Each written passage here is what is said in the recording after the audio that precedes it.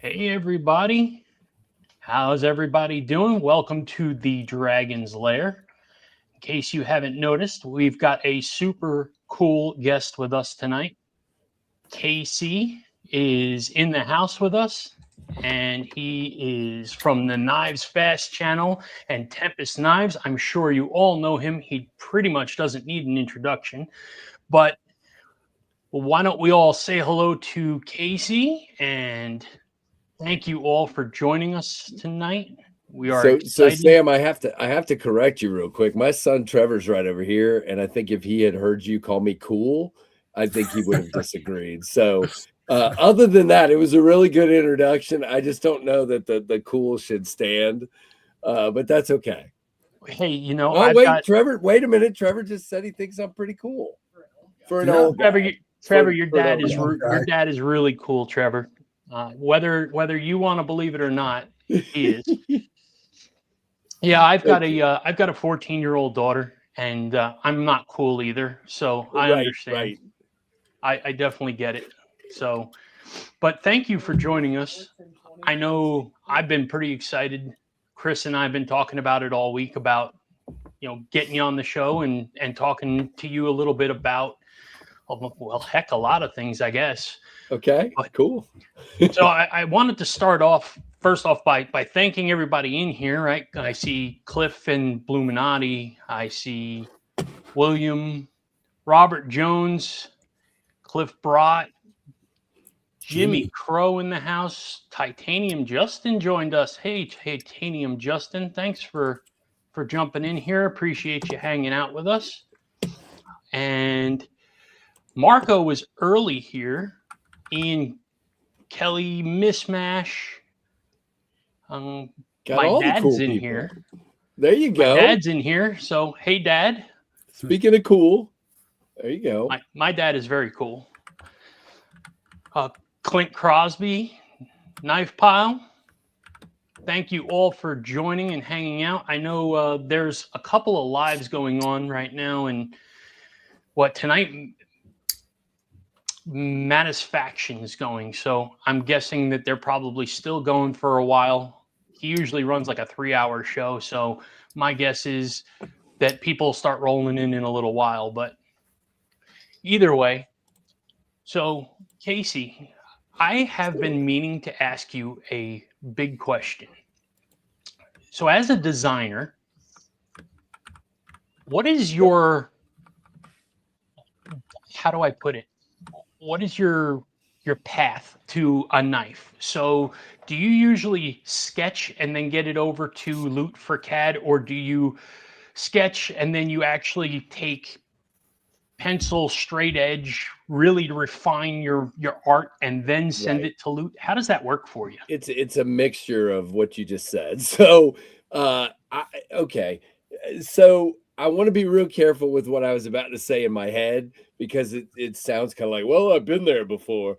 I don't mean it that way, but so with my first couple of designs, I kind of did a lot more stuff that I feel a little more comfortable with now, if that makes sense. So when I did the Mach 51 and then the pinion and the microburst, I drew them out. And again, like you said, I'm drawing everything typically, not always, but typically I'm drawing it to scale. I'm sketching a rule across the top with the marks that I want to hit on where the handle ends, where the blade starts, where the blade ends. And I have measurements, height and width, and length of what I want to hit on that drawing. I usually start in my head from a blade shape or a thought, meaning I want a very simple knife with hole deployment only, and I want it to have this blade shape kind of thing. So that's where I start with typically. And now back to the first couple of designs. In those cases, I would take it from there, and I was actually tracing out the handles onto cardboard and putting the handle in my hand, and I actually made cardboard prototypes of my first 2 or 3 knives where I could feel them in my hand. Now I kind of feel a little more comfortable with what I'm drawing, so I don't always do that, but I do draw everything to scale. if there's any special, features on the blade, I'll draw the blade separate or the handles separate. And then I'll write out all my technical specs, like a list. So by the time I give it to Mark, it's got, I want an internal stop pin. I want it to have a front flipper and a hole. I want it to have, this thick of stock and this thick of handle. I want it contoured to this degree. I want it this tall. The blade shape, the blade is this long, the handle's that long, so on and so forth. It's all written out. And then he does the translating it to CAD. I really want to learn CAD. But I don't on know. My to-do list. 2026 to-do list is Fusion 360. Yep, me too. It sounds to me like you redefine CAD. Cardboard aided drafting.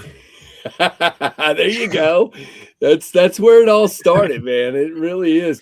That's funny. But yeah, I think it would be a good tool for me, even if I never got to the point where Mark is, which is way above where I think I'd be able to get in a short period of time. But if I could just get started, I think it would definitely help me a little bit with some of the refined details that Mark and I work on together, which is great because I really enjoy working with him. He's a good guy. He helps us too.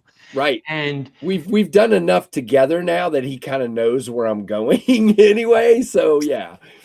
We just sent him another one, and I think you've got it a little log jammed right now, which is fine. I told him, no worries. You get to it when you get to it, right? But Mark. Well, yeah, we'll work it out too. Mark's a really good guy. Yep. He does excellent communication, keeps you kind of abreast of the situation throughout the process. Hey, this is the 2D, this is the 3D, this is the rendering, where I'm going, where do you want me to? And then he gives you that final moment. Hey, this is the last changes you can kind of make before you're doomed, if you will, right? So right.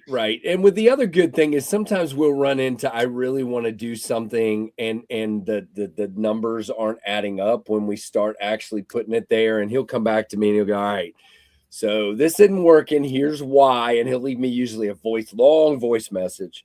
I tried this, I tried that, I tried, and I'm like, all right, Mark, don't panic. And then we go back and forth, and we're just like, okay, what if you did this? What if you did that? And we usually come to a very good place. And then sometimes it ends up, once we tweak it, it ends up working, back where we thought we were, even though he said it wasn't working, but, we tweak it enough together that we get it working. But, and sometimes we come up with something even better. People have talked about this, the pocket clip design on the Tornado, and that was kind of I said, man, I wish I could still do, I don't like the one screw design, I wish I could do two, and we kind of started fiddling with it, and we came up with that. So it's a good collaboration. I wouldn't want to lose that, but it's something I'd really like to learn. I have I know a couple of people that do it that said they would help me learn. So it's like, can you teach an old dog new tricks? Well, I guess we'll find out. I don't know. So yeah, you can help with gadgets. Ramses, thank you for dropping everybody's channels in here. I appreciate that, buddy. You're always on top of that. And I saw Jimmy Crow saying best backflipper design in the industry. Hey, dude, thank you so much for saying that. I can't take full credit for that. Obviously, Vero and EMP EDC were doing it before me. I just do mine a little bit differently, shape wise, and the way the jimping hits your finger, and the way I emphasize the corner is really what makes it work. Is you're really, I mean, to be honest, the corner is doing the work. You don't really need the whole flipper tab. You just need to snatch that corner. That's really what you're doing. So no, and that's great, because Chris and I talk about that a lot, about putting a jimp or putting some texture on top of there so that you're not slipping off of those things, right? Front flippers and back flippers. So you hit the mark. 100%. Appreciate it. Casey, what I really appreciate is this goes in and out of the pocket so well. You don't have this you don't have a big flipper that's poking everything on the inside. And by the way, I do like that the way that you did the pocket clip on this one, having those two, and it really cool design on that. That's awesome. Thank you very much. Yeah, that's like a hog nose, if you will, right? Gotcha. Can you guys still hear me? Because everything is frozen on my end, but I hear you. Okay. Yep. Yeah. I can hear you okay. Okay. Hang on for a second. Let me take you off the stage and put you back on. Maybe that'll free it up. StreamYard. I'll close a couple other frozen things. Still? You are frozen still. Yeah, I don't know. Trevor, did you break the internet? Maybe it broke along with Verizon. Yeah, we've had no cell phones today because our carrier is dead in the water. So Trevor said maybe it broke with that. Yeah. No. It says I'm still connected, but hold on. Let me try something here. Nope, I cannot. So my video's frozen on your end as well? Yeah, Yes. I'm okay, hold on to this. Just a second. I may go away for a minute, so you guys talk amongst yourselves, and I'll try to come right back. Okay. Yeah, no worries. All right, I'll be right back. In the meantime, while we wait for Casey to hop back in here, I just wanted to say, hey, it's the Johnsons, Kevin Smith and Knives. See you guys hop in here. Appreciate everybody joining us. It's always great to have you all. Kelly's blaming Verizon for the troubles. So. Blame Verizon. It's cool. Yeah. I don't work for them. That's awesome. Sam, I've been able to play, with the tornado for the last couple of days. And, again, it's not a large knife. That said, it's so well designed. It's a shame Casey can't hear it that, yeah, I can get 4 fingers on it. And I like, that choke up spot is really nice. And I love the way that he does his jimping. So he did a great job on this.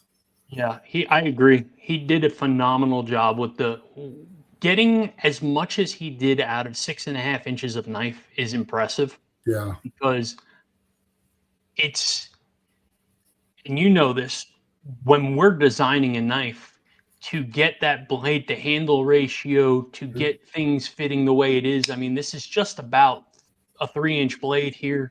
Yeah. And squeezing that into this handle the way he did, getting it so that, I mean, you and I have big hands, so. Yeah, I don't know if you can see it at all.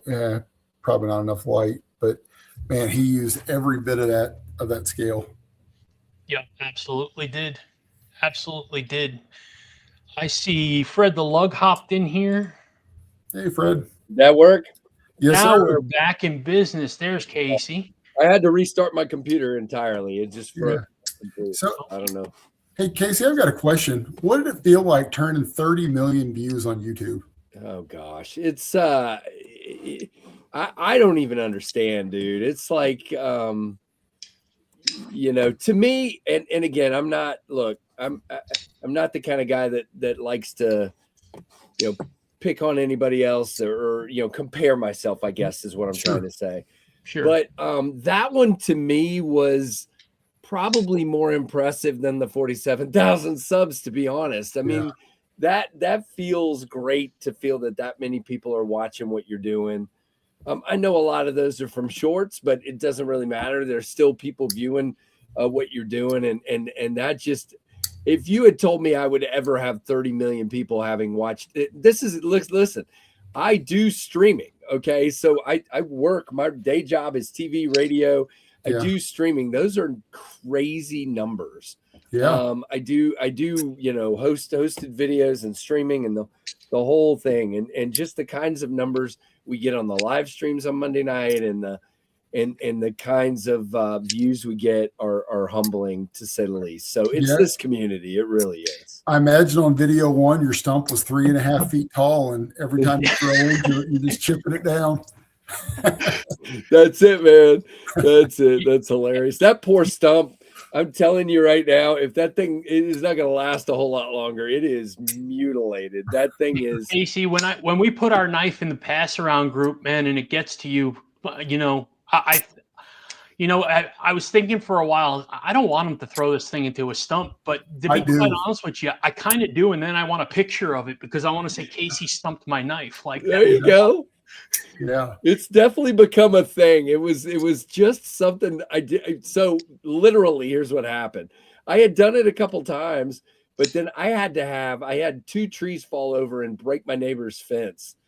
And I had to have 13 Leland cypress trees taken down because their roots for some reason were very shallow, and they were all going to fall. And they had gotten so tall so quickly, but the roots sucked for some reason. And so we had 13. And so my wife was joking, well, what are we going to do with these stumps? And it just hit me. And I went and grabbed 2 cans of paint and put the bullseye on there. And, everything went crazy from there. I have stump stuck that thing a million times with everything from tiny little knives to big giant knives to, you name it. I've stump stuck it. And so literally when Ben Belkin sent me the new Timberjack, he literally said, you got to stump it. I'm like, okay, it's happening. Nice. So, yeah, that thing is an absolute hog, by the way. I mean, I've never seen a slip joint that is 8 inches, 8+ inches. It's more about the girth of it. And I thought Titanium Justin was pulling my leg. He kept saying that thing is huge, but it's just massive. God. I mean, if you compare it thickness wise to the Tornado, I mean, it's like it's crazy. So yeah, and it's patterned after Tracy. I can't remember anyway. The guy that makes the customs, LaRock. Tracy LaRock. It's patterned after his knives, and so more power to him. But man, I wasn't even slightly worried about stumping that thing. I mean, it is nice and thick out of the tip. That's a big one. You weren't worried about stumping that, but I'm kind of worried about us just talking about 8.5 inches of girthiness on the channel. So That's good. That's good. It's funny. I did hear you. I heard you. Now I'm blanking on what I was going to say. I heard you guys talking a little bit because I put my phone on to listen to you for a second while I was out, and you were talking about something that's really important to me. So I want to hit it really quick. Sure. And I think so. I have a problem. I'm super opinionated. If you haven't noticed that, the bar lock, shut up, Trevor. The bar lock thing.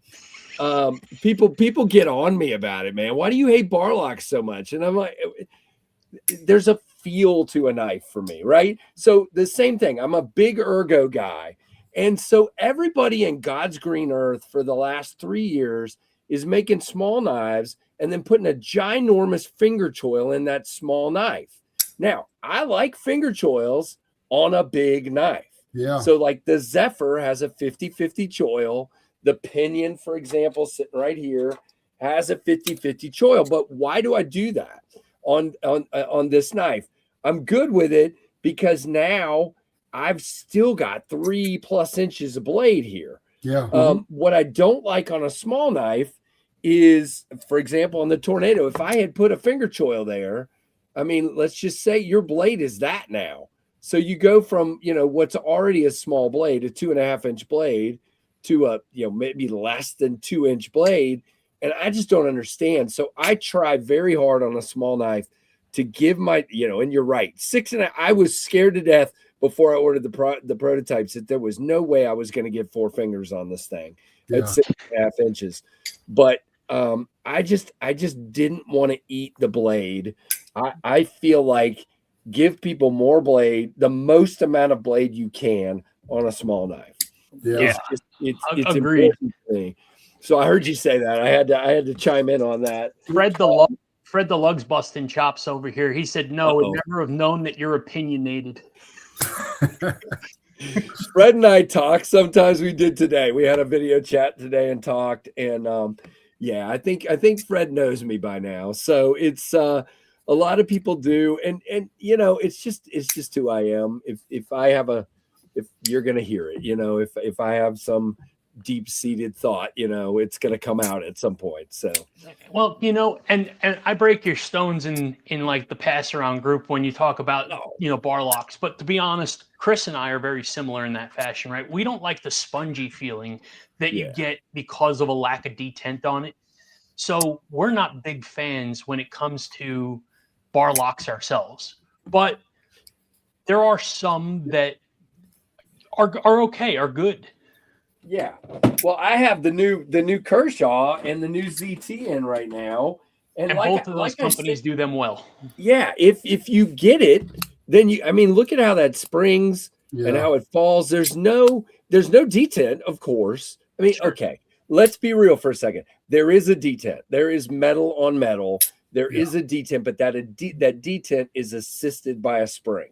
Yeah. And is reliant on the spring. And so having those studs where I can align my thumb and flick that sucker out. And by the way, I think studs are critical for a bar lock. I think flipper bar lock is tough.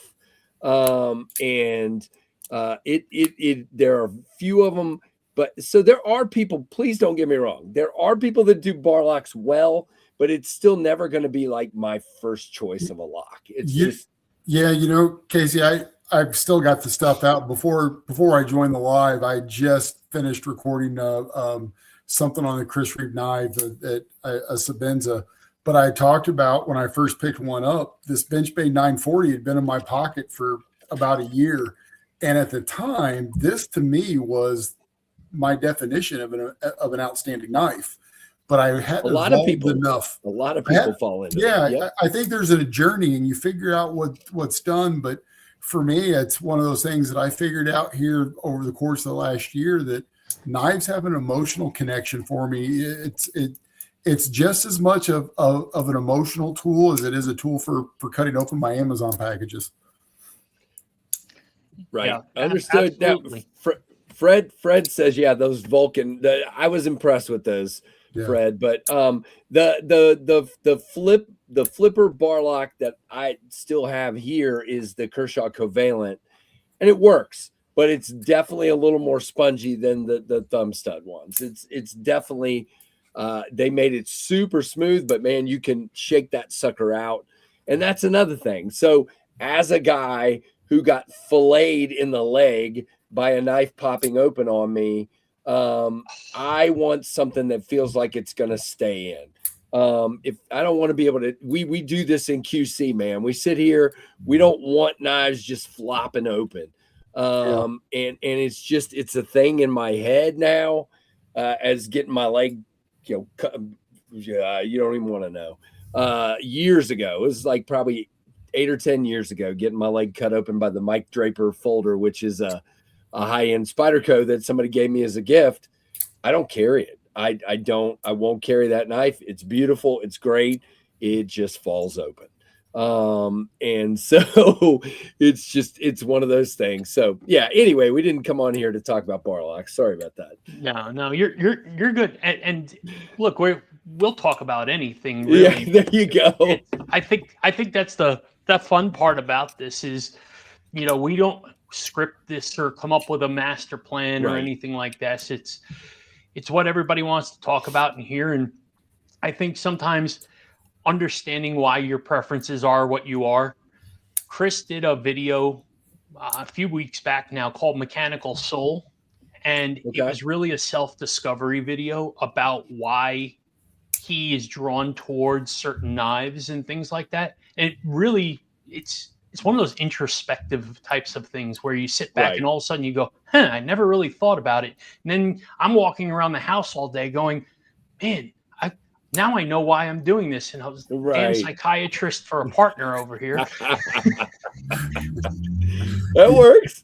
Yeah. Well, it's one of those things that I want to understand, why do we gravitate towards certain things? And, again, if I had arthritis, I think that a crossbar lock makes a whole lot of sense to me, right? Or an assisted open knife. I mean, again, I'm not big assisted, but arthritis people absolutely love this. They 100% do. Yeah, Sam and I talk all the time that knives are so subjective, right? We get into things that we love. And, you know, I want to ask, Yep. it seems like your knives, all the ones that I've ever touched myself, either have a like a weather related theme or a racing theme. Are those both your things? Are you into Yeah. both? So it started. Hang on, I'm gonna turn around and show my back to the camera for a second. So my very first design was this guy. It never got funded and never went anywhere. But this is the Mach 51, and it was based on two things: my love for planes and cars. And so you can see the cockpit of a P-51 Mustang is what this is supposed to be. I see. And that's where the 5-spoke racing wheel began. And it just stuck. People told me how much they loved that. I put it on the pinion and it stuck. So yeah, I'm just literally, I was just sitting around one day thinking about, man, I should design a knife. And the P-51 Mustang popped into my head and the rest was history. And so even though I've sort of tamed, I mean, this is pretty wild. I've sort of tamed things down. That underlying speed kind of theme is always in my head. Yeah. So yeah, those are things. And I didn't talk about weather. So I've always been into weather since I was a little kid. And I have done some storm chasing back in the day and don't really do it anymore. But I mean, if you want to see me turn into a little kid, put me outside, of course, under the covered porch in a thunderstorm. I mean, it's just, I love a storm. I love weather. I love looking at the different types of clouds. It's just always been. And then what happened was, and it's really weird. When I started the knife company, we were trying to think of a name. And what sucks right now, and it's probably worse now than when we started Tempest, everything was taken. We were beating ourselves up. And I was actually on vacation on the beach, and we were sitting there just going through, you know, we were trying to use our name or part of my initials or name and initials. We were trying to use different things, and everything was taken. And so I just said, you know what? I don't care right now. I'm not worried about it. And I was sitting there in my chair and I looked over on the ocean and there was a storm coming in.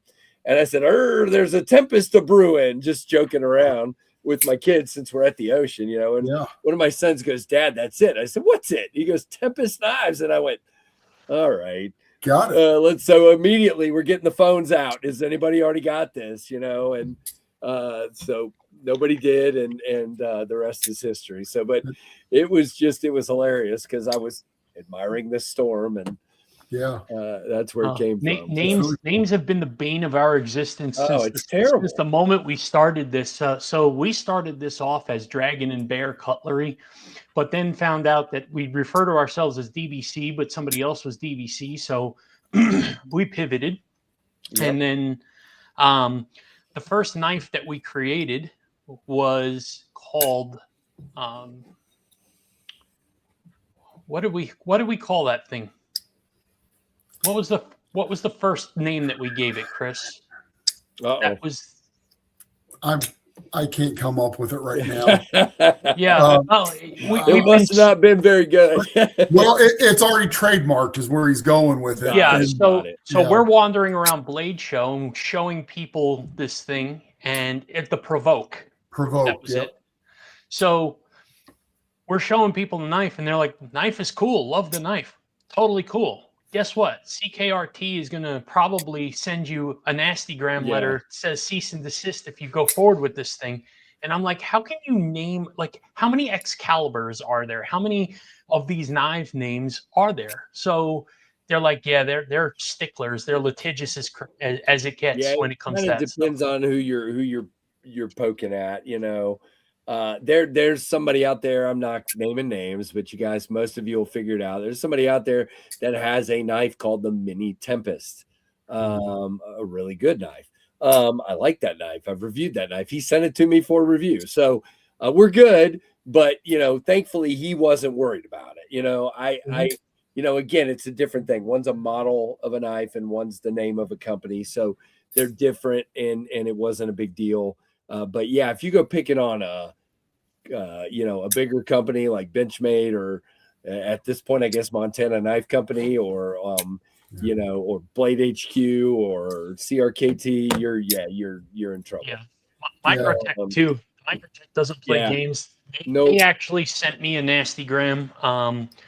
They didn't like one of the locking mechanisms that I created, and Tony Marfione sent me a message that kind of went somewhere along the lines of, if you use this, you're going to hear from our lawyers. So, wow. Yeah, I said, okay, we're going to pivot away from this one and go somewhere else with this. Thank you, but no thank you. I don't need that problem. Yeah, no, I totally get that one. Gosh, that's tough, man. And there's so much that's already been done.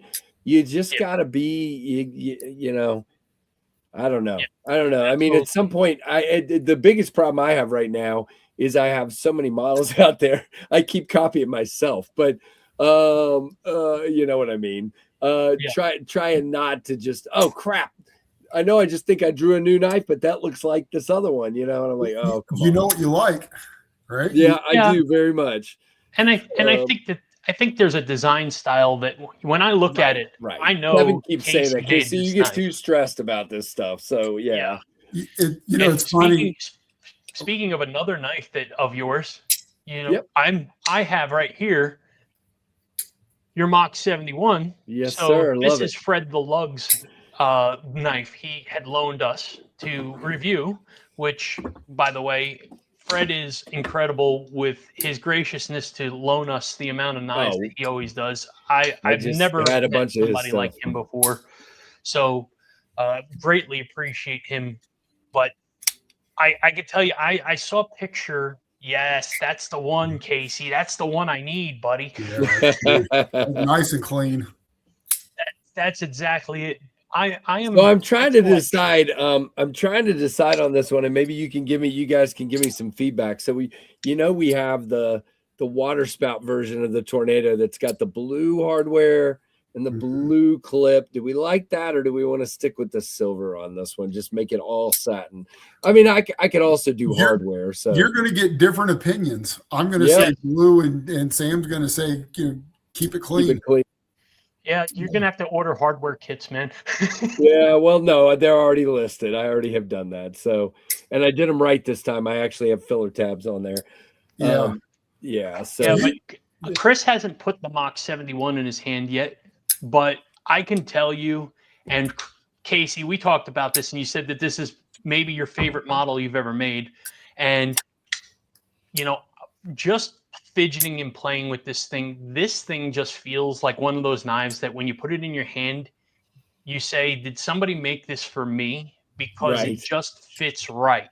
I mean, it's just perfect. Everywhere I grab it feels right. The jimping is exactly what I want. How much of it is in jimping. I love the model you've got in your hands, Casey. My new thing has been stonewashed. Which is why I went with this version here of the Tornado. I do think I'm doing something a little. I think I'm doing something a little bit different on this one. I think I'm losing for the first time. I might lose the flame and just go with the dark wash, and do it that way, just to do something different. But we'll see. I don't know. I haven't ordered them yet, so. Casey, there was a request to hold the Mach 71 up next to the Tornado. Yep. Can do. Since I got the Firestorm, we'll just go Firestorm here. Damn. So there, it's definitely a larger, taller knife. And it is it's one of two hologrinds I've done. And it is, as Sam can tell you, it is incredibly thin. It is ridiculous. Kevin the Lefty says Lefty says it's the thinnest production of hologrind he's seen. So that's awesome. I would take that from him. It is because, and the reason is, so a lot of guys think that you always have to start with really thick stock for a hologrind. And what we did here was, of course, I've got a taller blade than most people do, and we only have 0.12 stock.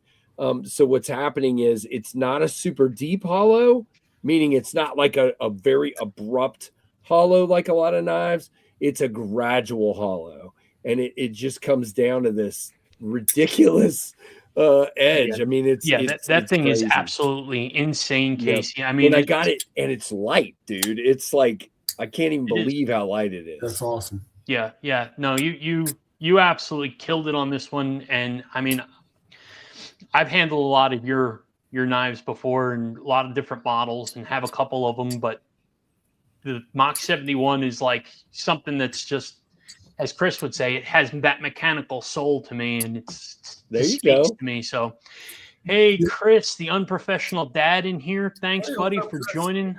If I missed anybody, by the way, I apologize. You know, we're just yakking here, and I don't. Yeah, mean to don't miss do anybody. that. They gave me heck this afternoon on my stream for missing people. So I'm like, Splitting slices. don't miss people.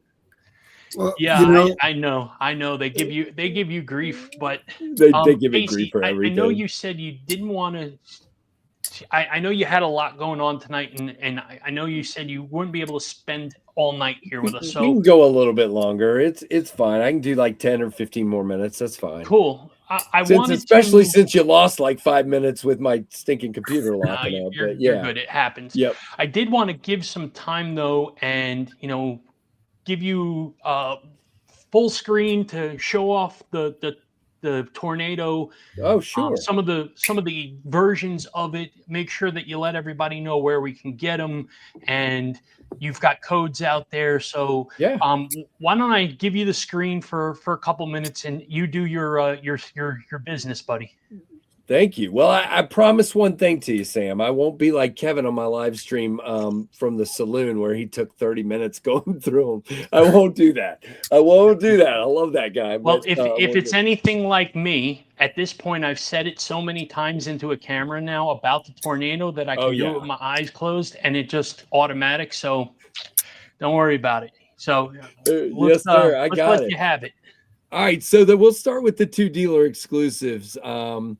This is the dark mode, which is, if you don't know, it's Brittany blue camo carbon over black nested liners. And I want to be clear about something important. All 4 of the camo carbon versions have double-sided or nested liners, okay? And the titanium versions have single-sided inset liner locks. So there's no steel on the other side. And because they're titanium, they ride on washers if you take it apart. So you cannot swap between a tie version and a camo carbon version. You can swap between the camo carbon version because people like to buy these and like mix match them. Yeah. And you could do that. If you wanted to put the black hardware and the black blade on the purple guy, you can do that. Or if you wanted to take, I heard somebody say this, which I think is wild, but it'd be cool, and put the belt satin blade on this one instead of the black belt satin blade. You can do that. You can do whatever you want between the same thing, if that makes sense. But anyway, this one's at Blade Binge only. It's black wash 154 cm PVD, of course, and black everything. And this one is $149.99 at Blade Binge, and you can use your favorite creator's code or mine, which is Knives Fast. And if I'm not your favorite creator, these guys should be. So this is the now I do a lot of this. I notice so many guys do belt satin. I try to give some stonewash versions just because nobody else is doing that. I do the vertical, the horizontal satin in the flats, and then stonewash here. And again, it's 154. This is 80s camo carbon, again, full nested liners. Everything is satin. And these are only at traditionalpocketknives.com. And you can also use your favorite creator's code or mine, which is knifesfast10. Okay. So those are, now everything else is on my site. Okay. So there's 5 more. I'll go quick. This is the Purple Flow camo carbon. I call this one the purple swirl. Again, same blade finish and the purple, and again the satin. And in this case, I went with purple backspacer, purple hardware. Now I do want to, Sam, I finally got the hardware uploaded, so I want to say something. We have accent kits, but I screwed up, and I will understand completely if nobody buys hardware kits. This is my first time doing it, so you can swap. So I left this satin and the screws satin and this satin, as you can see. Okay. I ordered everything. So you have pivot screws, you have body screws, you have a clip, you have a backspacer. You can make this thing, all purple, except you cannot, you can make it all satin, or you can make it all purple, except this guy. I forgot the stupid filler tab and screw, and they didn't correct me. So my hardware kits don't have filler tabs. So you would have to, they are titanium. So you would have to get somebody to anno that for you if you wanted to match it. Okay. Just wanted to be clear about that. That purple's so good looking. Yeah, I'm one of those. Yeah, too. you're gonna have a lot of purple fans. So we were doing 3 in our 3 versions for our knife drop, and I've had so many requests come through for purple that it looks like we're probably going to be forced to do a 4th because it's just unavoidable. Yeah, I'm going to do some purple in the Mach 71 as well. Something a little bit different, but yeah, you'll have to wait for my imagination. So, and then of course the blue, which is the I'm calling it the blue sky. This is, but somebody said tonight you should have called it the rain wrap tornado. I'm like, why didn't you tell me that weeks ago? But this is the electric blue camo carbon, again, blue backspacer, blue clip. You can buy a blue kit and change this to blue and the body screws to blue and the clip screws to blue. But of course, this has to say satin, or you have to have somebody do it blue for you. So that's me. I screwed it up, but all of these that I've shown so far, so the purple and the blue, and then this guy, they're all $149. This is what I'm calling the water spout. It's literally just that clean tie, bead blasted, but with blue hardware and a belt satin 154 cm blade. Again, $149 as well on that one. And then, of course, I showed the Firestorm, also $149. Acid stonewash, dark wash hardware, flame anno titanium. And all these are on my website, and you can use code knifesfast for 10% off. And then the only one that's more expensive, this guy right here, because of the belt, the DLC belt satin. Now the handle is PVD black, and then anodized bronze. Okay. And then I did stay with a black clip because I just thought that would look a little more classy. And we do have bronze screws, but black DLC. And so this one is $159, so $10 more, $159.99, and you can use code knifesfast. So that's all 7. Yeah, your gentleman's tornado, right? Yeah. DLC. Yeah, I mean, I think so. I mean, this has turned into one of my favorites. You know, I love the blue, but this is it's classy looking. And the funny thing is, when the light hits that blade, you kind of get a little bit of a bronzy glow even on that black. So it's kind of matchy. Yeah, it looks pretty cool. Good looking knife. That's a really good looking knife. Sam, I didn't make enough of this. Sam has heard me complain for about 7-8 months now, whenever Blade Show was. There were 2 knives that got away, and one of them was yours. And I walked past it and I chatted with you about it like 3 or 4 times. You had one that a buddy of yours had done like a mint green anno on it. Yep. And I bought a pin that was that color. And I I remember that. Times, and I thought about it. Trevor. And then I came back, it was on. Yeah, Trevor, this is the guy that wanted the green Jetstream, the mint green Jetstream that Jeremy did, and he didn't get it, and he's still kicking himself.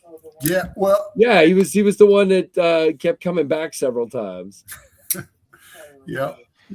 And here I was he's earlier right here. telling You can Casey, come I don't know if you'll remember us, Casey, because of how he's coming he remembers us now. But where I was going with that is, don't let this be the one that got away. Yeah. Yeah, if you're listening, Hey, how What's you up, doing, sir? everyone?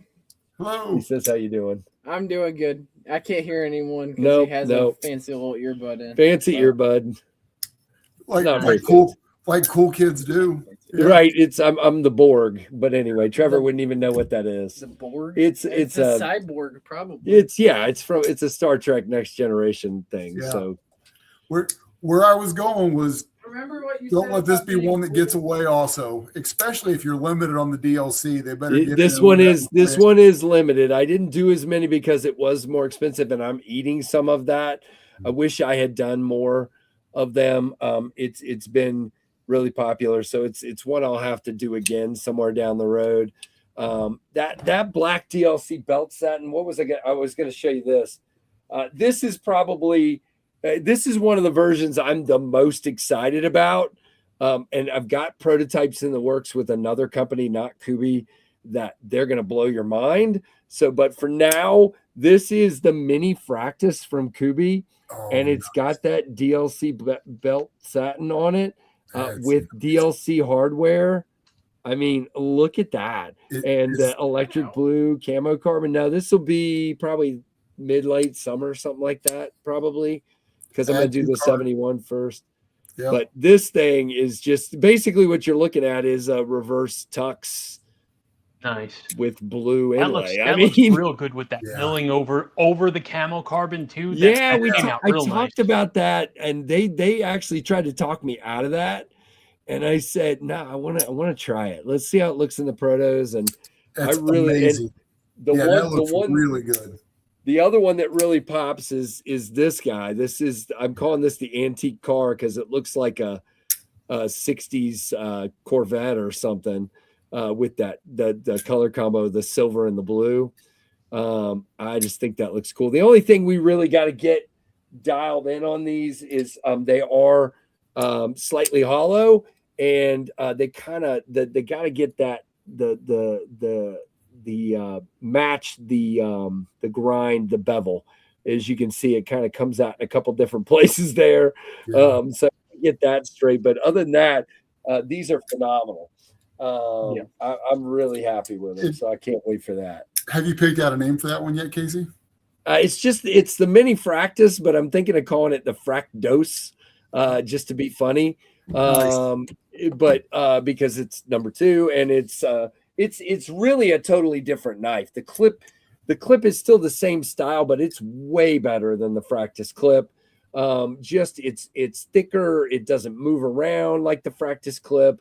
And the milling and the, just everything about it. It's a hollow and still has again, I did go with the choil on this one, but you still get plenty of blade.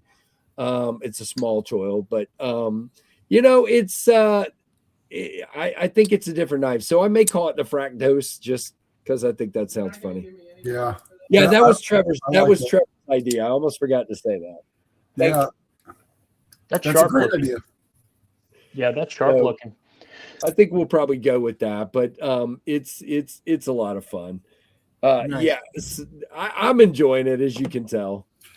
And that's one of the things I was going to say, Casey, is it's a lot of fun watching you with this stuff, because when you get knife makers that have gone through the steps so many times, I don't want to say it's second nature, but it's old hat to them, and you still have the brightness and the passion and the fun about it, where you could tell that this isn't just a money grab type of thing. This is I'm doing this because I love doing this, and that's what makes Casey fun to us.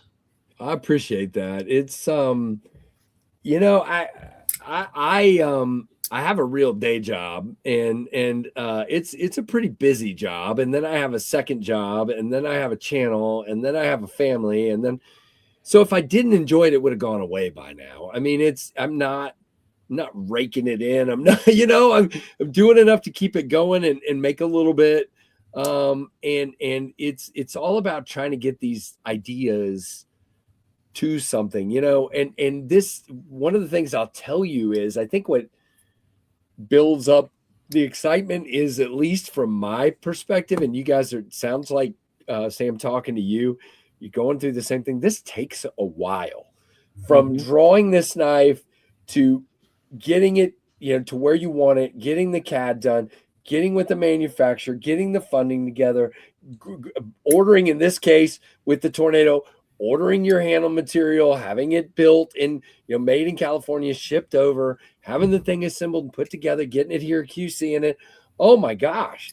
So by the time you get it done, you've spent 6-8 months of your life or more. In this case, I drew that one a long time ago, so probably a year and a half. And then if it's a collaboration, by the way, collaborations, the Thunderhead from concept, 2 years, 2 years. And I have a couple more with them that are in the works, and they're going to take that long. There's no doubt in my mind. There's a really nice tenable one that's out there waiting, and a fixed blade and a concept one. There's stuff they're working on, and there's stuff I have with. So by the time it comes out, I'm jazzed. It's like, yay, it's finally here. You actually bring up something that, so it's funny. We have one with concept also, and licensed, and they were very good about it. They told us up front, hey, look, we are backlogged like you wouldn't believe. So we aren't getting to this right away. So okay, no problem. And reading the contract, there's like a point in time in your contract with licensing where you can kill the contract with them. Right. So my question is, what point do you see it being like? Is there a point in time with a collaboration where you say, I'm going to kill the contract, or do you just always just ride it out because you've given that much time to it? So I'll tell you this. I have now done knives with Kubi. I've done them with Concept. I have some coming out with 1, 2, 3 other companies. And I'm probably going to shop some more. So I think the answer to your question is, by the time I sell somebody a design, I've built a bit of a relationship, and we've chatted on the design, and I've gone back and forth with their engineers a little bit. So I don't think unless it went real sideways, 2, 3, 4 years or something, and it just wasn't happening. I don't know. I mean, I do have another one in progress that, and I think you've seen it in the chat, that I've toyed with pulling it. But I'm going to keep giving them another chance, and we're going to see if we can get this one going. I think it's going to be great if they do amazing work, that company. And I think, we've built good relationships, and we chat all the time. And so I just want to let it happen. And by the way, I think the bridge is having the Tempest stuff in between. So I think if I was just doing collabs and they were taking forever, I think it would drive me batty. And there's companies asking me for specific designs. Will you draw us this? Can you come up with this? And I obliged once so far, and I'm working on another one that I've been requested to do. But I know for a fact, talking to that company, it's going to be, once they get that design, 1.5 to 2 years. So it is what it is. You just gotta pay the piper. And I love, like I said, I mean, to me, I saw somebody say something about the Kubi Supercell. It came out fantastic. It's, again, this one actually has an actual flipper tab, because a lot of people asked me, can you make one with, I prefer a full on flipper tab. So I did. I still prefer the low profile. It's my thing, but I'm glad I have that one out there. And then again, the Thunderhead. Gunmetal James said that he carries that one every day. That's who it was. Yeah, and the Thunderhead was just, I mean, if I had pulled it back or done something, I mean, this would have never happened. And to me, this is just a special, cool knife. It is. And the sound from that knife, by the way, Casey, is otherworldly, just so you know. It's bonkers. It was quite happenstance. So basically, just because of room, we had to expose the lock bar on back. And so what you're hearing is that ring going up through there, because it's not covered like they usually are. It was just a crazy happenstance. Unintentional tuning fork. 100%. And That's then cool. Fred, go ahead. Of course, what were you saying? I'm sorry. I was going to say, Fred asked you to confirm that was 2 years with concept, not 1 year. Yeah. No, 2 years for the Thunderhead. It was 2 full years. Now Kubi's a little faster. And I think that's because, I mean, if you look at concept, and now Kubi has amped it up, let's just say, as far as the volume they're putting out. But you look at concept, it's hard to believe the volume they put out, man. Especially as young as they are. Yeah. They are just pumping them out. Fred, you make a good point there, right? Why there's so many bar locks, the delay for these designs coming out now, things like that. It's something of this was the in thing then. Now they're just starting to drop now, and so it's funny enough. Speaking of bar locks, last night Chris and I got an offer from a company to do a collaboration, but they only do bar locks. So I'm kind of keeping them at an arm's distance right now. But there's a market for it because some they people sell. Really like it. They sell. Right. They do. But if you talk to Lefty about it, right? Kevin's saying something about it in the chat today, and there's some things that they're not coming clean on, and I don't want to call them shifty. It's just I need to know a little more detail before I'm willing to put my name behind the business, right? I saw a little bit of that. Yep. Yeah, that's more of a thing. I get every knife that I design, every knife that Chris and I come out with is not going to be perfect for us all the time. We do have a market we have to meet, and that's completely understandable. 100%. So anyway, last night it was Geo Knife, just so you know. So we were talking about it. And all they're doing is bar locks. All they're doing is bar locks, and I even hit them with, can't we do a liner lock? And they were like, can we make it a bar lock? And I was like, I'm not going to OEM a bar lock. And they're like, we can collab. I was like, oh, I see where this is going. I'm good. I'm good. Again, if everything is on the up and up, I'm all for it because again, there's so many people that's a preference. Yeah. I have a knife already in process. That's a collaboration with and I'm not going to say what it is because you'll probably be able to figure out who it is if I say it, but with a more trendy, a trendy lock that I actually like that has a detent. And that one's probably going to be another 6 months to a year. And then I got asked by another company to design that same trendy lock on a knife with them. And I know that one's going to take 2 to 2.5 years based on what they're telling me. So that it's funny that you should say that because again, everybody was making a bar lock and now here we're all going, where are all these bar locks? And you're exactly right. They were planned a year to 2 years ago and we're just getting inundated with them. Yeah. Eventually it'll peter out and that's exactly what's going to happen with other types of button actuated locks, if you will. But yeah, I will always prefer a liner lock or a frame lock. That's just who I am and what I like. And I like a real detent and it is what it is, but the button actuated or top liner locks or button activated frame locks or whatever, or button actuated liner locks, they're great. They're wonderful because you get the best of both worlds with those. So I'm just, Fred made a good point. He said, go ahead and do it, Sam. And let's put magnets in to create a detent. Well, and it's funny because Chris, we've talked about putting a detent ball on a bar lock and making it so that it is truly snap out. And I believe that Jared Neves actually beat us to that. He's done a video before on that where he has talked about putting a detent in. And actually, if I remember right, there's even a double detent on that.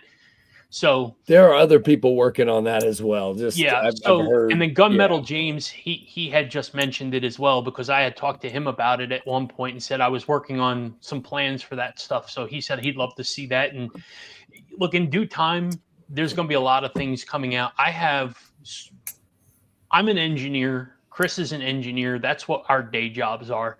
And problem solving and doing those types of things is a second nature thing for us.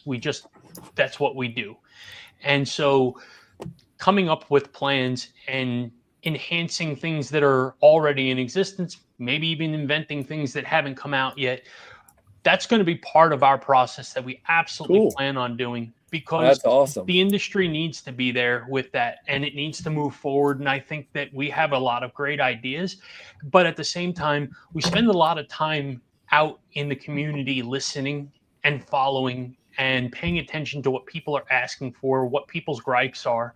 And I think that's where we're driving our focus, is how can we meet the demand of what people are asking for out there, or what they're clamoring for. How can we address a pain point? So we've been doing that a lot lately, and it's very cool. Yes, Fred, I know the coil spring bar lock system, and I actually have one completely drawn out. And here's where the issue was. So I'll let you in on this one. So I called it the dragon lock. And what I did was I looked at what the ram lock was like, and I flipped it backwards. And then instead of having the actuation of it being on the bar itself, where the rod that goes into a housing, I flipped it so that the bar is hollow and the housing is bolted to the frame of the knife, and it would go in and out like this here. Interesting. And when I showed that, that's when Tony reached out to me and said, anything even remotely close, we have like 87 different patents for this one locking mechanism. And I was like, all right, for a first knife thing, like, I'm not prepared to go to war with Microtech. Like, there's just no way in fairness, I don't think he looked at it. He just said, take your chances if you want to. And I don't want to. I don't want to. Yeah, no, that's not who you want to tussle with, unfortunately. No. I think the bigger piece is Sam was very proactive in saying, hey, I don't want to step on any toes or cause any problems. I'll give you what I'm working on, and I'll show it to you. You can go through it. And if you don't like it, I'll stand down and do something different. But if you're okay with this, then I'll move forward. And I think his response was more along the lines of, hey, if I don't play your I'm not going to look at it. I'm not going to look at it, but if it comes out and I don't like it, then we'll own it.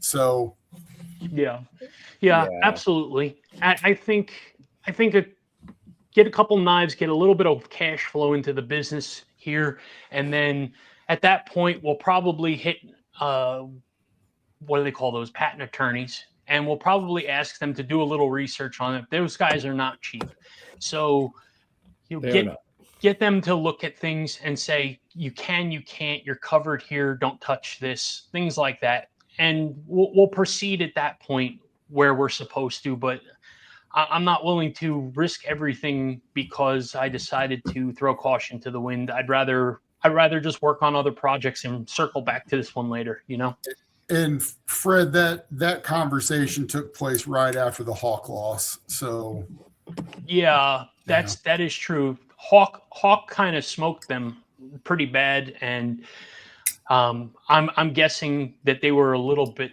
sensitive and salty to any idea of anybody being in the remote vicinity of them design wise. So Casey, we certainly want to be respectful. You've given us a few minutes, and we've taken a lot. So you're good. I was about to say I think I'm about done, because I do want to at least get to say hi to my wife before I go to bed. So completely understand. I've been trying to get ready for tomorrow's drop. If you guys, by the way, Tempest has been around for 5 years. I've had the same website. It's kind of stunk. And people have let me know that. So this is the first time with the new website. I'm still learning it, and I'm praying to God that everything goes well tomorrow. And I'm a person that stresses about everything. So I just got to let it go for tonight and go chill with my wife. And I think it's all there. I've got a good person that's been helping me. Eric from Blade Binge has been helping me, and he went and looked over everything a little bit earlier, and he's like, dude, you look all set. You're good to go, and don't stress. And so we'll see how it goes. I mean, my guess is with 600 out there, and again, I don't have all 600. Some of them are at dealers. I think they're going to sit for a little bit. I think we'll have them for a little while. I would love to be wrong. But my guess is at least some of the versions will stick around for a little bit. But if you want the black, the nocturnal, as we call it, I would get in on that. Any of the camo carbons. If I had to pick what might sit a little bit, it's probably the two of the titanium ones, this guy and the bead blast, because there's a few more of those. Right. But we'll see. You never know. You just don't know. I think you're going to kill it, Casey. It's an unbelievable design. You did a great job.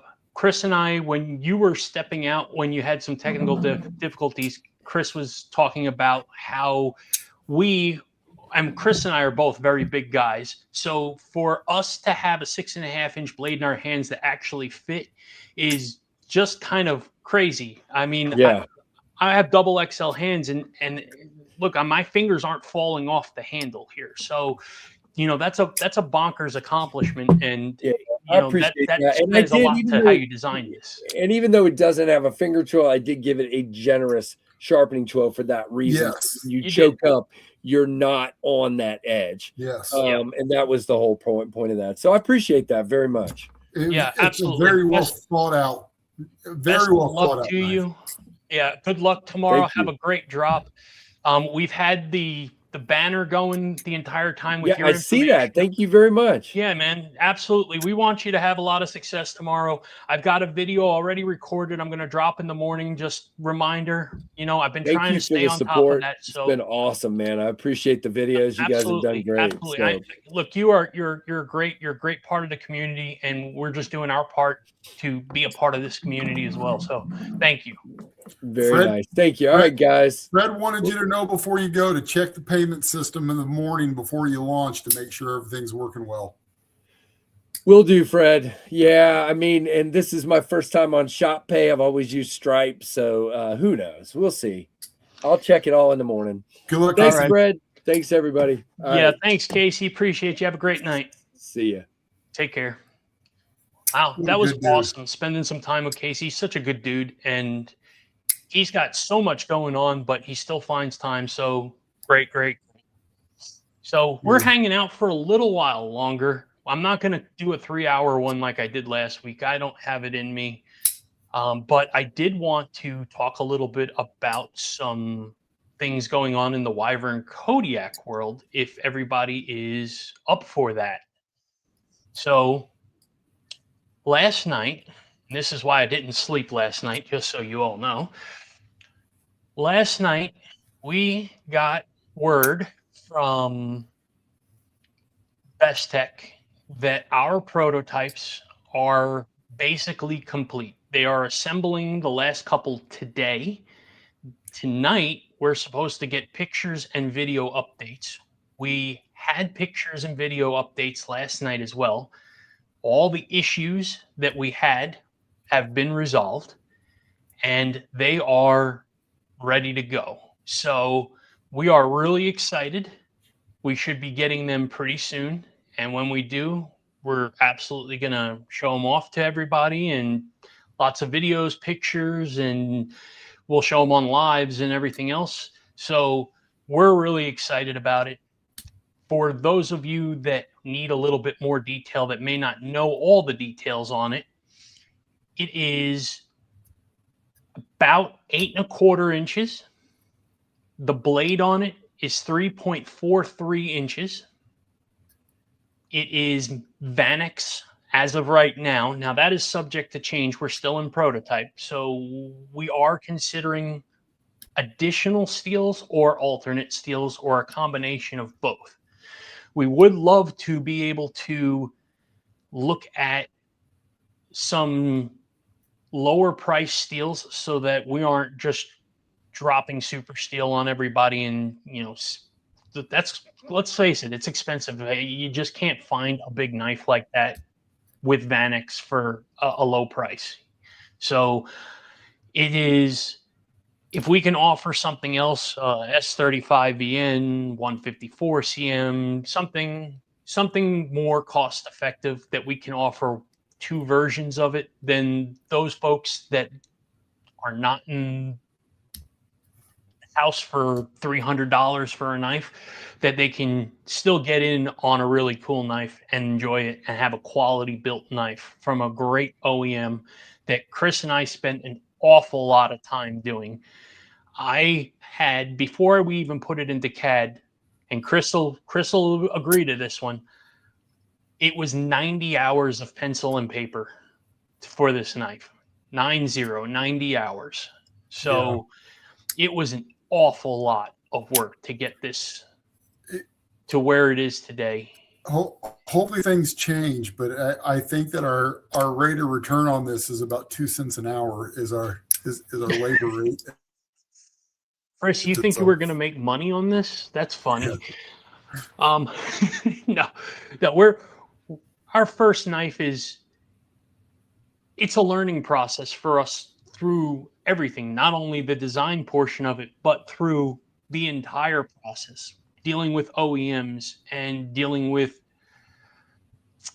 duties when you're talking about tariffs. And when you get your prototypes and you start looking at what's wrong with them and how to correct them, and what is something you want to re-prototype versus what do you want to just say, hey, change this, and I'm comfortable with you changing it. We're going to move to production with this. Yeah. So those things are pretty labor-intensive, thought-inducing, stressful at times. And William, you're 100% correct, right? As long as we don't lose our ass on this, and it is definitely something that you worry about, right? This is not cheap. This is a very expensive venture to get into knife making. People don't realize it. If you're collaborating, the knife manufacturer is all on the hook for everything. You're signing your stuff over to them. They're making it, they're marketing it, they're selling it. It's their problem. If they don't sell anything, you just don't make anything, but you don't lose anything. Sever's made a really good point. Even if we don't make a single nickel, we've got him as a friend, and that came out of it. Yeah, that is true. You know what, Chris? Forget it. I don't even want this knife anymore. See you guys later. I'm going to go hang out with Sever. No, I'm kidding. Yeah. I think it's one of those things that it's the there's so much work that's involved, and I was going to make a joke with Casey, and just the timing didn't work out where I wanted to insert it when he was talking about worrying about everything, and earlier he had said something, and I wanted to say to him, you should get a partner and interview somebody, because you and I are the yin and the yang to each other, and so you're much more intense, and I want something done immediately, if not sooner. Like I just sent you the payment. How come I don't have delivery notification that my prototype's been built? And yeah, I haven't even locked my phone yet, and I'm checking my mailbox. It's pretty bad. We do want instant gratification. We are impatient people. And I'm much. I probably offer more patience in that realm, and so I think that at the same time that if I'm a little too slow on something, you're like, hey, we need to get moving on this. And so I think that where I'm more calm, like, you didn't sleep last night, and I went, cool, they're making progress, I'll sleep like a baby, and I did. And so I think it's again just the yin and the yang effect. And if either one of us were doing it all alone, my 90 hours of pencil work before going to CAD, I'd be about 45 minutes into it. So that's true. So our setup here is, so I'm the artist. I draw the knives. I do those types of things. I do the design work, but what I do with them involves Chris every step of the way. Every time I finish a portion of a drawing, I'm sending him a message with a picture of it. And it's, where do I go here? How do I fix this? where you think I should make the blade shape, whatever it might be. Chris still puts a lot into the designs. He just doesn't actually pick up a pencil to do it. But we have designs where I've literally told Chris, hey, do me a favor. Send me 5 knives that you want me to use for inspiration. Give me an idea of where you want our next knife design to go. And he'll send me a bunch of knives to look at. And I go, okay, so you're looking at a drop point, you're looking at a clip point, you're looking at a harpoon, whatever it might be. And I could see the design aesthetics that he's going for with this. And then I can kind of put some focus into that and start something off. I think it's neat because I don't have that ability to see something before it's done. I can look at something you've done and say, what about this, this, this, and this? And then you can take something that I like, here, I like these things, and then you can put your own creative spin on it. And when you're done with it, there's inspiration, but it doesn't look anything like what I've sent over to you. It's completely different. And it's more like, it's interesting because I'm the one that's really in tune with feeling, and you're, into, let me run with this thing and get it going. And I really want to think about how I feel about something, but it's almost like you're communicating my feeling in your design. So it's, again, it's very interesting. Because I complete you, Mini-Me. You complete me. No, but you know what you do for me, Chris, in a lot of cases, is when you look at something and you say, hey, that finger choil isn't right, or hey, you need more jimping here, or hey, that handle is going to create a hot spot here, or something like that. You pick out the little things on that turn into the refinement that our designs become. So the big picture comes out from me, and then the detail work comes from you in a lot of cases, because that's how we get to that polished product that eventually is what our consumers and our fans would want. So I think that's really cool. I think it's a good dynamic that we have that way. Yes, do. Yes, I realized that I doubled up on that one. Thank you for calling me that on that one, William. That is hilarious.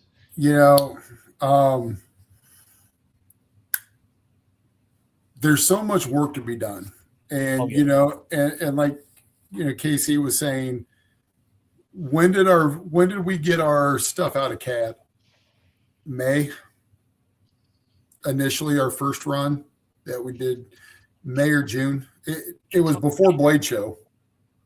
Well, and having who we used for our first CAD artist, that took months because he wasn't a knife CAD artist. So the experience level there of trial and error was elongated. We're going to call it that. And that's fine. We probably wouldn't be ready if we had somebody like Luke do it the first time around, because it would have taken forever. Yeah. So, but yes, I mean, it is true. Yeah, it came. There were several hours, a couple months before we even started really trying to shop it around. So, so there's a lot of work to it. Yeah, there is. But I wanted to just tell everybody we're excited, right? I think we're really excited about this project. Obviously, it's our first, but on top of that is seeing something that you've created in your mind, put on paper, come to life and become something is astounding some days. It's something that you look at and you're just like, I can't believe I'm actually invented this concept here, this mind, this came out of this brain. That's bonkers to me. Yeah. So it is really cool. I look at the videos and the pictures that they send, and sometimes I sit there and I scratch my head and I go, boy, I think I missed something here. And then later on, I look at it and I go, no, I didn't. This is really awesome. Like, just like that. This is supposed to be there. Now I remember why it's there, because our blade isn't like another blade. I don't know that we've ever seen something like that. So, you said somebody wanted to see what we were working on. Or no, I'm sorry. I got a text message and somebody said, hey, somebody in here is asking to see what we're working on. So what do you think? Yeah, pull it up. And I want to know, has anybody checked out the stump fish from Advanced Knife Bro? Like, this is a slip joint that I'm loving. Just sorry, Sam. Go ahead. No, keep going, because I'm actually looking for the files. I've recently learned to enjoy a stiff pull on a slip joint, and again, Sam and I couldn't be further apart on those right now. And again, I think that kind of goes back to our yin and the yang thing. And I already know how Fred feels. Double detent, maybe. Slip joint, no. But anybody else? And William asked about the patent, and that's kind of a slippery thing, right? Yeah, so we don't have a patent, and we were talking about it with people, and first and foremost is patent be damned. China is going to take your stuff. There's no real way to enforce anything against them because they don't have to abide by U.S. law from there. The worst case scenario that they can face is going to be if there's a United States seller that sells a knockoff of ours, we can go after them, but it's unlikely that there's really going to be anything there. Now, that being said, United States law does cover you, where as soon as you post a picture publicly of your model, that is considered by law a patent if you can prove your artwork to be yours. It is good for 1 year, and it's what some people in law refer to as a poor man's patent. And I learned that, interestingly enough, from Knives. And speaking to them, I had asked one of their designers how on earth he keeps posting pictures of all his designs, and isn't he worried about whether or not somebody's going to steal his designs? And he explained, and then actually pulled the law up and sent me a picture of the capture of it. And it's supposed to protect you. It's not really protecting anything. Like I said, China is going to take what they're going to take. There's really nothing you can do about it. So, yeah, we're not patented. Maybe in the future, when we grow to a point where it makes sense to invest into that, we're going to look at patenting. We're going to look at copywriting and things like that. But until then, we're just going to be, throw caution to the wind and go for it. So, who wants to see some pictures? Anybody want to see pictures of the knives? I'll show you. I'll show you to you for a couple minutes if anybody wants to see them. There were a couple requests a little further back in the chat. Was there? Okay. I've been trying to keep up with the chat, but it's when these things start scrolling, it's like insane, right? Yeah. So here you go. This is, for those of you who are not familiar with the naming convention of what we've gone with, this is the Gracchus by Wyvern Kodiak Designs. This is the OEM by Bestech, Vanex, Titanium, milled. It does have Timascus pivot collars. We are considering ordering Timascus for a backspacer, for pocket clip, so dress it up a little bit if we can. It is got jimping from tip to tail on this thing. It's pretty monstrous amount of jimping on this. It's really, really cool. It is a hollow grind, and we are getting 6 different prototypes, so 6 different blades, completely 6 different handles. The blades that you're looking at here, or I should say the blade and handle, the top one is a gray PVD. The middle one is a stone wash handle with a belt satin blade. And the bottom one is 100% end-to-end full DLC, handle and blade. Hardware, everything is going to be DLC on this thing. So it is going to be really resistant, we'll call it that. And it's something that Chris and I were dabbling with. Do we go PVD on the handle and DLC on the blade? And you know, it's a little bit more money to go DLC. It is not cheap, but It's worth I it. know I like DLC. I know Chris likes DLC, so it's, you know, personal preference thing. Yeah, like I said, I use my knives and I throw them in my pockets, and I don't. Yeah, there's very few that I haven't carried, and I haven't carried them because they weren't, or because they were too expensive or anything like that. For me, it's I didn't carry them because I didn't like the pocket clip, or I don't care for the knife that much. So, you know, I might leave it out on the desk and cut boxes open or something like that, but I don't carry it. But I think that's, you know, for me, that's a thing that I really wanted, was something that I could carry around with me. My keys could bang into it, my multi-tool could bang into it, and I wouldn't have much concern. And yes, that is a belt satin DLC. Yes, that is correct. Belt satin DLC. We love the look of seeing those lines underneath the black there. I think it's such a cool look. Fred, yes, we have absolutely talked about K390 as a possibility. And again, this is merely a prototype, so therefore this has got some things that are subject to change. There's absolutely things that we are considering talking about changing. One of the big ones is the stop pin right now. You can see above the pivot, there is a screw there.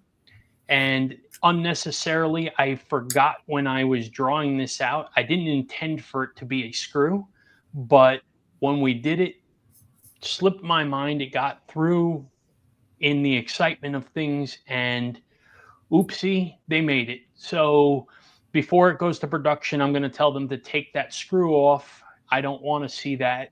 It's going to clean up the front of the handle a little bit, get a little bit of the hardware out of the way. And we're even talking about possibly having one, you know, screws coming just from the lock side through, so that we make a clean face on this. So those are all up for Kevin was asking, could you rattle off the size again? Yeah, I actually, that's why I grabbed this paper, because I have the exact stuff. So overall length on the knife is 8 1/4 inches. The blade is 3.43 inches. The handle is 4.7 inches. And the blade to handle ratio, in case anybody wants to know, is 73%. And if you ask our buddy Sever7, anything over 70 is a passing grade. So yay me, I did it right. So yeah, that is it looks like the blade to handle ratio. Chris actually said something to me about it last night. He said the blade to handle ratio looks a little weird on this, and it's because of the way the point swoops out in front of this blade. It's a drop point nest muck monstrosity of whatever you want to call this thing, sheep's footy, I don't know. We just kind of started somewhere, and this is where it ended up, and it's just different. So how will it grip? How will it slice? You know, will it do utility cuts? Get it? You know, does it have enough belly, you know, for rocking cuts? There was a lot of discussion and thought that went into it. Yeah. Yes, Fred, all the hardware, all the screws, everything does have tie. Yes, it does have a backspacer. As a matter of fact, I'm going to show you something else in a minute. But The backspacer is actually more than 50% up the spine, so it's a big backspacer. So let me remove this. Let me find another file, and I will show you all one more thing here. Hey, thanks, Ramses. Have a great night. Yeah, Ramses, appreciate you as always, man. Thank you for hanging out in here, and of course for sharing channels and stuff like that. You're always awesome about being on point with that stuff. Fred, the milling pattern's not set in stone. That's just what we've ordered for prototypes to get a start and a look at. What are you thinking? Yeah, I know you had said something about plain Jane, right, Fred? You asked if we would consider doing a plain non-milled, I guess, handle, and I mean, yeah, we can absolutely consider doing that. Concern about similarity with BMK ether. Okay, I see what you're saying. Yeah, I can understand that. Again, we're not set in stone on the milling pattern, and we may do more than one milling pattern. And if we do more than one run, I think second run we're going to add things like camo carbons and stuff like that in. Yeah. So yeah, you have the milled ether, don't you, Chris? So let me do me a favor. I'm going to give you the screen for a second. Can you hold it up so it's a little more clear? So is that an angled milling pattern, Chris, or like ours, or is that it's angled, a wave? No, that looks like it's just a straight angle, right? Oh yeah, straight angle. Yeah. Okay. All right. Well, so I'm gonna share one more thing with everybody because it's fun, and why not? And sever comfort was one of those things that we talked about a lot. In this one, really trying to make sure, and that it was something that people could use. Like I said, I like to use my knives. I mean, even every knife that I've ever sent to you to check out, it's gone through cardboard at a bare minimum. Yeah, we definitely worked through some comfort things and whatnot. We moved finger grooves around and stuff like that from the initial designs to try and get it. So thank you, Mick. Appreciate it. It is not heavily contoured, but the edges are heavily chamfered and rounded. So when you get to the top and bottom on the spine, there's not going to be any sharp points, Fred. It shouldn't be uncomfortable at all. As a matter of fact, I have a 3D printed model of the knife, and the 3D printed model is not uncomfortable. So when you round this off and get it really comfortable with this titanium, it should be really, really nice. So I think it'll come out real good, honestly. All right, so let me share one more thing with everybody, and it's a very short video, so I'll let it loop a couple of times for everybody, but just so that you can see the knife itself. And I want you all to pay close attention to two things. One is the backspacer that you were asking about, Fred. And the second thing is going to be how thick this blade is, because the blade is 4 millimeters. So it doesn't sound like a lot because millimeters are tiny, but when you put 4 of them side by side to show blade thickness, it is silly. So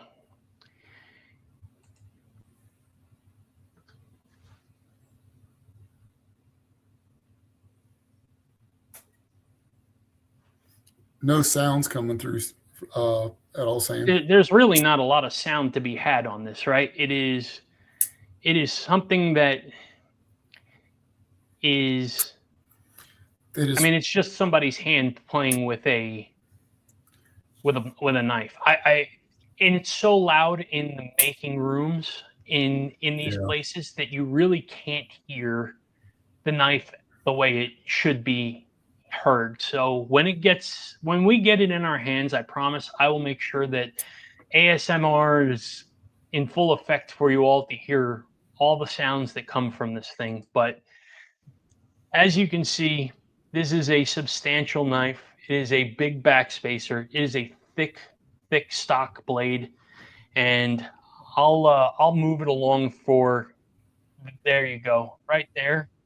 You can see we have a little gap there, so you can get it where your thumb is. And then when you choke up into the finger choil, your finger is going to reach out way out on that blade there, and you're going to have a whole second patch of jimping out there for you. So thought it was a kind of a just different and unique way of doing something. I think it's pretty cool. So very thick blade stock. Yeah, Jim Cox, appreciate the honesty. I'm not one that typically likes much belly either. And so I am looking forward to putting this in hand and using it. I'm a sheep's foot guy. That's my favorite. And but I am looking forward to this. I think that the blade design yields to, in a way where the point's at that it'll still be a really good utility cutter is what we believe is going to come out of that still. Yeah. And Sever, the Norseman is really good. And I cut without a bunch before I sent it to you. Yeah. So now you've actually seen the real deal. And yes, it is a deep hollow. That is correct. It is a frame lock. That is also correct. It has an awful lot of cutting edge on this thing. The belly on it, you were just talking about that, Chris. It is not. It's got belly, but it is. I don't think it's a monster big belly, but I think that given the way the drop is on the knife itself, think more like a paramilitary 2 or paramilitary 3 from Spyderco, right? It has a little bit of belly to it, but you still have total utilitarian use to that. Hey, Matt Maurer, it is. I think it's going to be very, very, very good. Edge geometry. Just so you know, William, we have a request in for a specific sharpening edged angle on this thing. It's going to be slicey as hell. So we went straight to the man that knows some pretty darn good bit about sharpening, and we talked to Jared Neves directly. And I asked him about this. He said, look, most knives come from the factory with about a 22.5 degree edge on it. And he said, if you want to get the most out of this knife where you can make it super slicey and at the same time make it absolutely hard as a rock, go somewheres around 20. And so that's what we've requested that they sharpen at, is 20 degrees on this thing. So it should be plenty toothy of an edge. It is going to cut. It is going to slice, and you're going to be able to hammer the hell out of this thing with probably no damage. So I'm pretty excited. If it stays with Vanex, yeah. Well, we're definitely going with something pretty big. Yeah. Right. So if we decide not to, yeah, it's gonna. We're gonna go with something super steel. Can you pull up the 3D image that shows it folded, the one that you sent to me last night? Yeah. Hang on here. Let me. Yeah, I gotta. Bob said that the blade to handle ratio looks very good, and like we talked about, in the looks of it appears like the handle's much longer. Yeah. But then when you actually see it folded inside of the handle, it's a different story. Yeah, it definitely is one of those things that looks are deceiving, if you will. So let me do this. So this is the drawings of the knife. And when you get to here, this is the knife folded. So let me see if I can. Yeah, there we go. That's a little bigger so that everybody can see this. So as you can see by the way it tucks in there, it actually, the tip actually overfolds the top of the back spacer on the end of it there. So when we designed it, we actually put a little cutout there so that it tucks right on top of it. So, I mean, could we have probably gotten another millimeter or two out of this blade? Yeah, but it was just fine at 3.42 inches, 43 inches, sorry, of blade. I mean, wasn't really a necessity to go much bigger than this. That's a pretty darn big blade.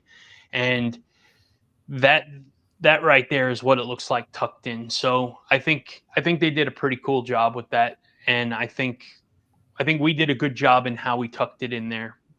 Yeah. So hopefully that answers everybody's questions on those. Yeah, and that back spacer, that's part of the reason why it's, you know, where it's at, is because it still could probably clip you if we didn't have one in there. Yeah. Yeah, I like full back spacers. Lanyards. So we didn't do a lanyard hole on this thing, but again, we're still in prototype. And when we start talking about this, we're going to discuss a lot of things. And if there's enough people that want a lanyard hole in there, I mean, we can probably we can incorporate one through this section here of the back spacer, either straight from one side to the other, or we can put a hog nose in it the way Casey did on the Tornado, which makes it nice and hidden, but it's still there if you want one. So it can absolutely be there. Gunmetal James, yes, this right here, this is the stop pin. So up here and over here. So it does not hit the choil. It doesn't affect the blade in any way, shape, or form. It's going to be really cool the way it's done. Now, William, as far as deep carry goes, let me see if we have one here. I don't know if I have it. Yeah, so here's a good angle of it. You can see this pocket clip. Chris and I spent quite a bit of time talking pocket clips because it's a big deal, and it's something that can make or break a knife and whether or not you're going to carry this thing. And this knife, we made a milled titanium deep carry that is going to have the back of that knife all the way in your pocket, all the way down there. And it's recessed with the screw and everything. It's going to be really, really cool. I'm removed, and the hole be the lanyard hole. Yeah, you could do that. Yeah, you probably could do that, Fred. I don't know. I've never really thought about it, but and without being a complete nutter jerk on things, as well as, we don't want to make too many crazy changes on this. The longer that it goes with this, and the more changes we make, it becomes how many are we addressing it to a squeaky wheel versus what people genuinely want. And when it comes to things like lanyard holes and stuff like that, yes, there are plenty of people that like them, but I hear far more people talk about wanting a lanyard on their fixed blade, not on their folder. So it's something that we could consider. Maybe we might not. We'll see. It is a possibility. Anything is possible. Yeah, the hidden lanyard. Yeah, if we're going to do a lanyard, I think that's what I would do, is a hidden lanyard. I don't think I would just make a big old hole there. I don't know. That's just not my thing. I don't think Chris is not a lanyard guy really either, with the exception of your Sabenza. I don't know that I've seen you ever have a lanyard, right? No, so that's the only one I've ever put one on. It came on it, and I just haven't removed it because it'll rattle if I don't. I don't like the design that they put in there. Gotcha. Yeah. Yeah. On So theirs there's a tube in there, and if you remove it, it rattles. So, and I don't want the rattle. No, I understand that. Yeah, 4.7. Yeah, 4.7 inches. You're correct on that. That is exactly what it is. So it does have a lot of handle. We're big guys, and let's face it, it would suck if we can't enjoy our own knife, right? So Yeah. we wanted to make sure that we got a big handle on there for big-handed folks. We put a choil in there because we both like to choke up on our knives. We like to have that choil there. That's home for us. We wanted to have jimping because Chris and I are both absolute jimp snobs. If you've never watched any of our videos, any of our reviews, the one thing that we probably poke more than anything else is we wish there was more jimping. We wish that you extended the jimping, or how come the jimping is smooth on here, right? That's what you hear more than anything else from us, and it's just the way we are. That's our thing is jimping and finger choils and stuff like that. It's what keeps you locked in, keeps you ergonomic, and that is something that we find to be of paramount importance. So,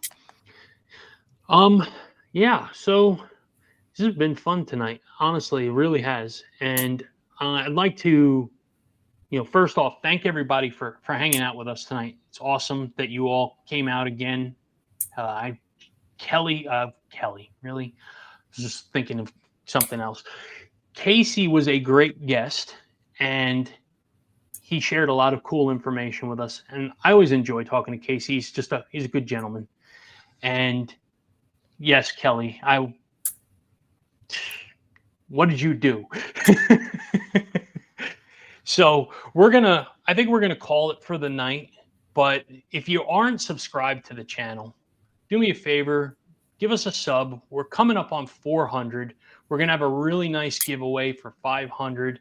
I have a great knife from our friend Jimmy Crow that did an absolutely gorgeous Civivi that we are excited to give away. So please, if you're not subbed, give us a sub, give us a like, make sure that you check it out. We'll see you next Wednesday, and I'm sure we'll catch you in some of the lives around the community.